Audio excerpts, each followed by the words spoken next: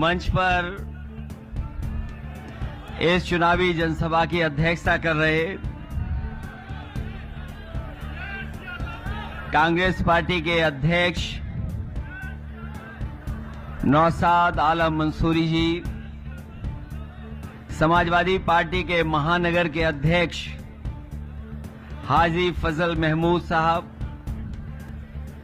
मंच पर उपस्थित पूर्व विधायक पूर्व मंत्री शिव कुमार बेरिया जी, सुरेंद्र मोहन अग्रवाल जी, कांग्रेस पार्टी के प्रभारी नीलांशु चतुर्वेदी जी, यहां से चुनाव लड़ चुके इंडिया गठबंधन समाजवादी पार्टी कांग्रेस के प्रत्याशी रहे आलोक मिश्रा जी, हमारी पार्टी के और इंडिया गठबंधन के बगल की लोकसभा से चुनाव लड़े थे जो पूर्व सांसद राजाराम पाल जी, मंच पर उपस्थित पार्टी के विधायक अमिताभ वाजपेयी जी, मोहम्मद हसन रूमी जी, संजीव दरियावादी जी और बहुत सारे हमारे नेता, प्रभारी राजेंद्र कुमार विधायक जी, सुनील कुमार साजन जी और तमाम हमारे जो कांग्रेस पार्टी, समाजवादी पार्टी के जितने भी मंच पर सम्मानित नेता बैठे हैं, सभी हमारे सम्मानित नेता और इस चुनावी जनसभा में आए हुए सभी हमारे आदरणीय बुजुर्ग कांग्रेस और समाजवादी पार्टी के नेता, कार्यकर्ता, माताएं, बहनें और पत्रकार बंधुओं, मैं सबसे पहले सभी साथियों का बहुत बहुत धन्यवाद और आभार प्रकट करना चाहता हूं। ये जो चुनाव होने जा रहा है, ये बहुत ही विशेष परिस्थितियों में चुनाव है। यहां के जितने भी लोग हमारे आए हुए हैं समाजवादी साथी, कांग्रेस पार्टी के, पूरे उत्तर प्रदेश के लोग जानते हैं कि इस विधानसभा का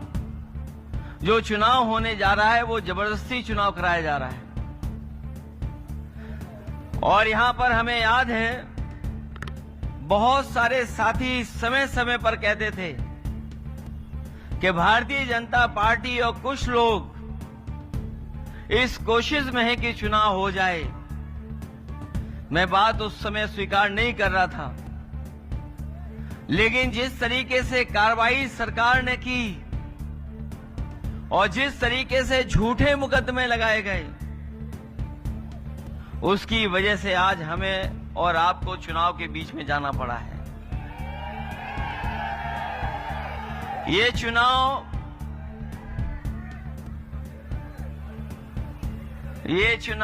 केवल कानपुर का चुनाव होने नहीं जा रहा है। ये चुनाव केवल कानपुर का नहीं है। जब मैं और आप यहां पर मैदान में मिल रहे हैं तो बहुत सारे लोगों को जानकारी हो गई होगी कि सुप्रीम कोर्ट का अभी बुलडोजर पे फैसला क्या आया है। अभी जब हम और आप लोग इस जनसभा में खड़े हैं, बैठे हैं, उससे आने से पहले आपको सबको पता होगा कि सुप्रीम कोर्ट ने क्या टिप्पणी की है और इस सरकार का जो बुलडोजर प्रतीक बन गया था, उसके खिलाफ जो टिप्पणी की है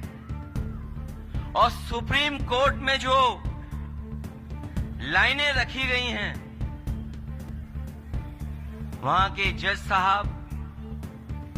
जो उन्होंने पढ़ा लाइनों को और जो बोला कोर्ट में,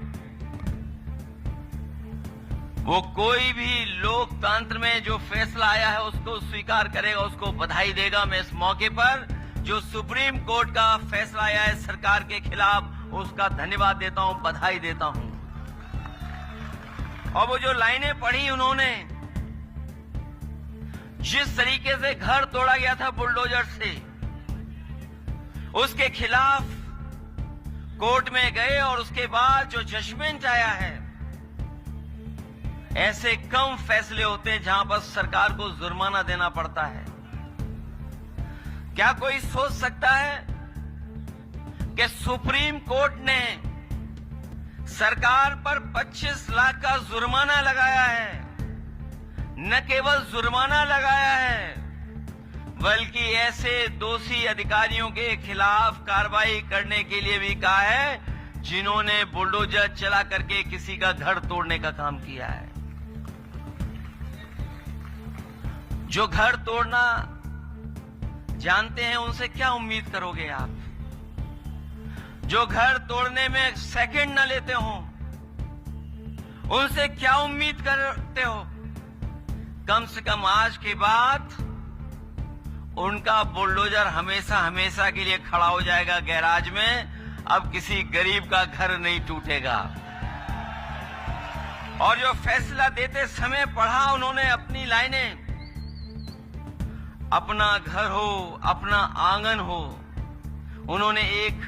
व्यक्ति के बारे में लिखा कि अगर जो व्यक्ति अपने जीवन भर में कोशिश करता है कि घर बना ले, उसके लिए जो लाइनें पढ़ी गई कोर्ट में,